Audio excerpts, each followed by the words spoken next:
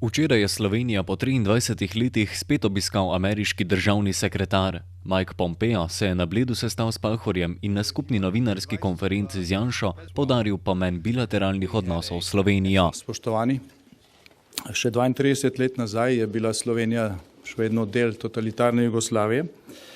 Tale vila, kjer danes gostimo ta visoki obisk, je služila slovenski komunistični eliti, medtem ko smo bili drugi takrat v zaporih komunističnega režima. Na 100 tisoče naših rojakov je bilo takrat razseljenih po zahodni Evropi, v Severni in Južni Ameriki in Avstraliji. Toda danes je Slovenija samostojna in demokratična republika, kar je rezultat našega boja za svobodo, vladavino prava, človekove pravice in demokracijo. Vendar ta boj ne bi bil uspešen, če istočasno ne bi bila izbojevana zmaga svobodnega zahodnega sveta z Združenimi državami Amerike na čelu napram sovjetskemu režimu, ki je z izvozom totalitarizma za slabega pol stoletja razdelil Evropo, železno zaveso in prizadejal smrt in gorje desetinam, stotinam milijonom ljudi. Slovenci smo zato hvaležni Združenim državam za njihovo dvakratno obrambo in reševanje naše stare celine v prejšnjem stoletju, najprej pred nevarnostjo in grozotami nacizma, fašizma in nato pred tiranijo komunizma. Fašizem, nacizem in komunizem so slovenskemu narodu povzročili veliko gorja in rane, ki jih še vedno celimo. O tem zgovorno priča tudi spominski zapis na ograji ameriškega veleposlaništva v Ljubljani. Hvaležni smo Združenim državam tudi zato, ker so dale 100 tisočim našim rojakom zatočišče, ko so v prejšnjem stoletju v svobodnem svetu iskali varnost in svobodo zase in za svoje otroke. Danes je Slovenija članica Evropske unije in Zveze NATO. Prizadevamo si, da bi bili znotraj zavezništva kredibilen partner in da bi bil hkrati naš glas upoštevan. Zato smo danes še posebej veseli, da lahko v Sloveniji gostimo državnega sekretarja Združenih držav Amerike, gospoda Mikea Pompea, njegovo soprogo Susan in njegove sodelavce. V njegovem delu in naporih ter prizadevanjih njega in predsednika Združenih držav vidimo podporo vrednotam svobode, vladavine prava, človekovih pravic, človekovega dostojanstva oziroma nadaljevanje politike, ki je omogočila padec Berlinskega zidu, železne zavese in ponovno svobodno sodelovanje in povezovanje evropskih narodov. Ena izmed tem je bila tudi prihajajoče slovensko predsedovanje Evropski uniji. Poleg vsega ostalega je tudi ta pandemija koronavirusa spet pokazala, da pravzaprav izzivi sodobnega časa niso nič manjši od tistih pred desetletji, le da je Slovenija tukaj del zavezništva, ki išče in ki je sposobno najti rešitve za te izzive. Aktualne razmere v svetu danes kličejo k še tesnejšemu partnerstvu med Evropo in Združenimi državami Amerike ter krepitvi globalne vodstvene vloge transatlantske skupnosti. S tem sem predstavil tudi prednostna področja našega slovenskega predsedovanja Svetu Evropske unije prihodnje leto, kamor smo med prednosti dodali tudi vzpostavljanje kapacitet za soočanje s kriznimi situacijami, kakršne so pandemija ali kibernetski napadi. Slovenija si bo vse skozi, še posebej pa med našim vodenjem Evropske unije, prizadevala za nadaljne tesno sodelovanje Evropske unije z Združenimi državami Amerike. Posebno pozornost smo namenili tudi Severnoatlantskemu zavezništvu. Vidimo ga kot najbolj trden temelj evropsko-ameriških odnosov. Strinjali smo se tudi glede nadaljnih bremen delitve med zaveznicami, kot veste, Slovenija v zadnjih mesecih naredila nekatere korake, na podlagi katerih bo vse tisto, kar so vlade obljubljale od leta 2014 v smislu izpolnitve naših obveznosti tudi naredila. Ocenili smo tudi dosedanje dvostransko obrambno in vojaško sodelovanje. Poteka vse tam od leta 1994, ko sem sam kot takratni obrambni minister podpisal dogovor o sodelovanju med armadama in Slovenija je zainteresirana tudi za poglobitev tega sodelovanja. Slovenija ceni proaktivni ameriški pristop glede energetske varnosti v Srednji Evropi. Ta se izkazuje tudi z močno podporo povezavam, kot sta pobuda treh morij in partnerstvo za čezatlantsko energetsko sodelovanje. V obeh pobudah bo Slovenija krepila svojo vlogo. Tudi ameriški državni sekretar je ob začetku slovenskim kolegom namenil kar nekaj spodbudnih besed.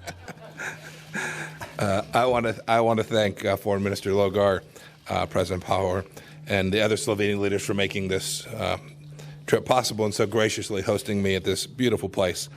I appreciate all the work that everyone put into making this happen. I know during this time of the coronavirus it's especially difficult, and I know you did a lot of work, and I thank you for it. It's an important gathering. Of course, when I told President Trump I was headed here, he was happy. When I told Mrs. Trump, she was even happier.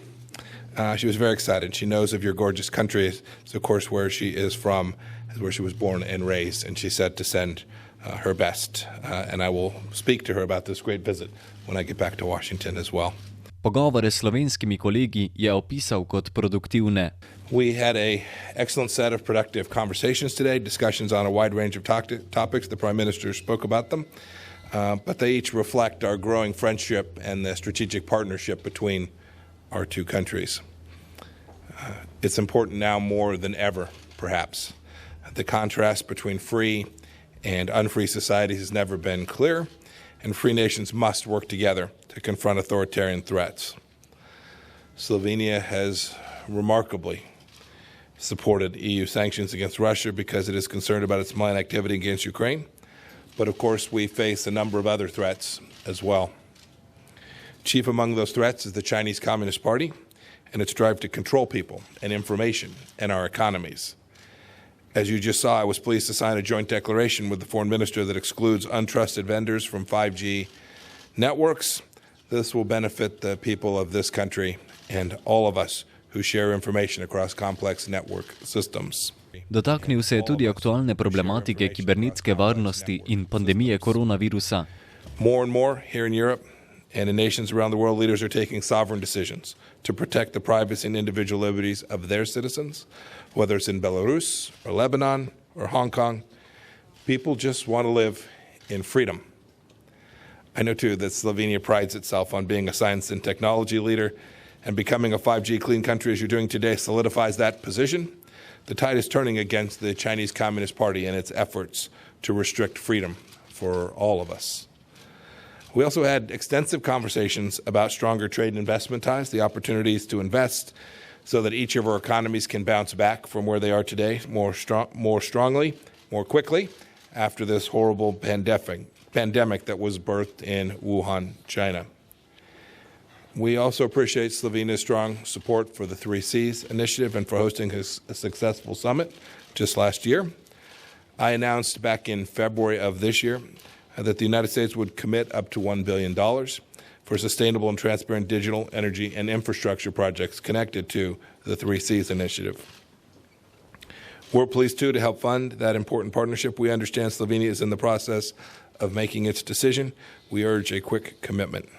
Janša je poudaril tudi nove priložnosti pri nadaljnjem razvoju tehnologij. V pogovorih smo ocenili tudi gospodarsko sodelovanje med državama. Združene države so tretji naložbeni partner Slovenije. Strinjali smo se, da obstajajo tudi številne možnosti za nadaljnjo krepitev trgovine in naložb. Slovenija premore tudi kar nekaj dobrih podjetij z področja informacijske tehnologije, ki lahko sodelujejo tudi pri nadaljnjem razvoju tehnologij v zvezi z vsebino, ki smo jo danes podpisali v tej izjavi. Tako da tukaj prepoznavamo največ teh novih priložnosti. Da pa bi lahko vse te potencijale izkoristili, smo se odločili tudi za poglobljeno sodelovanje na področju kibernetske varnosti. To namero izkazuje ta pravkar podpisana skupna izjava. S tem povečanim sodelovanjem bomo okrepili tako nacionalno varnost, kot tudi povečali blaginjo in ohranili odprtost naših družb. Zdaj, izmenjava stališč o mednarodnih temah je potrdila, da Slovenija in Združene države delita vrsto podobnih ali pa enakih pogledov glede vrste vprašanj, vključno z razmerami na Zahodnem Balkanu, ki bodo tudi ena od slovenskih prioritet v času vodenja Evropske unije. Govorili smo tudi o odnosih s Kitajsko in Rusijo. V teh odnosih moramo iskati in upoštevati strateški interes naše civilizacije, ki temelji na vrednotah varnosti, svobode, vladavine prava in demokracije. Ta načela naj bodo tudi temelj usklajevanja in iskanja skupnih stališč med Evropo in Združenimi državami v odnosu tako do Ruske federacije kot do Kitajske.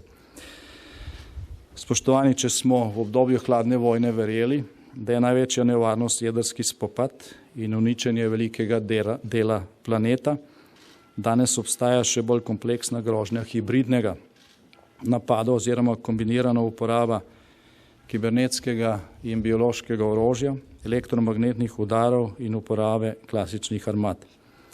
Toda za razliko od splošnega zavedanja te nevarnosti v času hladne vojne, je danes ozaveščenost ljudi o tej nevarnosti na Zahodu bistveno manjša oziroma je zelo nizka. In to kljub bolečim izkušnjam tudi iz zadnje pandemije, in ta nizko ozaveščenost nevarnost zgolj nesorazmerno povečuje. Zaradi tega Združene države vidimo kot edino silo zahodne civilizacije, ki se je sposobna soočiti s to kompleksno grožnjo, tako v smislu odvračanja, kot v smislu dejanske možnosti obrambe. In Slovenija je tukaj pripravljena prispevati tudi svoje napore za to, da bomo tukaj uspešni. Predvsem pa se gospodu Pompeju zahvaljujem za vsa tista vlaganja in za vse napore Združenih držav na tem področju, kajti ti napori zagotavljajo tudi našo varnost. Hvala seveda gospodu sekretarju tudi za današnji obisk in za dobre vsebinske pogovore. Ti so potrdili, da je pred nami veliko skupnih priložnosti in ciljev, pa tudi veliko skupnih izzivov, s katerimi se bomo soočili. Zdaj, trdno slovensko-ameriško prijateljstvo, partnerstvo in zavezništvo bo omogočalo, da bomo pri tem uspešni. Hvala tudi gospe ambasadorki Lindi Blanchard za nadvse dobro sodelovanje pri pripravi tega pomembnega obiska. Bog živi v stoletjih skovano prijateljstvo med slovenskim in ameriškim narodom. Hvala lepa. Ob koncu se je tudi ameriški državni sekretar dotaknil predsedovanja Slovenije Evropski uniji. I know that Slovenia will continue to reflect democratic values as you assume the EU presidency next year, and we're very much looking forward to working with you in that new and important role for your country.